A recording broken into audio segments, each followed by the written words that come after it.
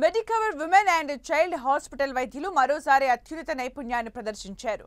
ప్రాణాపాయ స్థితిలో ఉన్న ఓ మహిళా గర్భాశయాన్ని తొలగించకుండానే విజయవంతంగా శస్త్రచికిత్స చేసి ఆమె మాతృత్వ స్వప్నాన్ని నిజం చేశారు.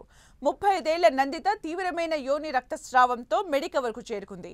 ఆమెకు పెద్ద గర్భాశయ ఫైబ్రాయిడ్ ఉండటంతో ఇతర హాస్పిటల్స్ గర్భాశయం తొలగించాలని సూచించాయి. అయితే డాక్టర్ పృథ్వీ పెరుం నేతృత్వంలోని మెడికవర్ వైద్య బృందం మాతృత్వ అవకాశాన్ని కాపాడాలని నిర్ణయించుకుంది.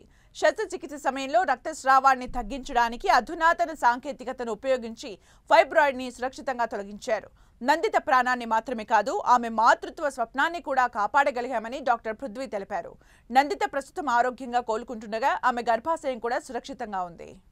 డాక్టర్స్ అందరూ అవైలబుల్గా ఉండి అంత కేర్ తీసుకొని నా కోసం సర్జరీ చేసి ఓన్లీ మయోమెక్టమీ చేసేది మై ఫెర్టిలిటీ ఈస్ ప్రిజర్వ్డ్.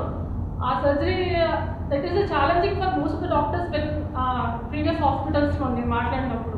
కానీ చాలా డేర్గా మేడం డెసిషన్ తీసుకున్నారు. అండ్ సేమ్ మ్యామ్ కూడా చెప్పారు, you are the first decision, life save, మీ లైఫ్ సేవ్ చేయాలి మేము, తర్వాతే యూట్రస్ అది ఇది అని చెప్పారు. కానీ షీ డిడ్ హర్ బెస్ట్ చెప్పాలంటే.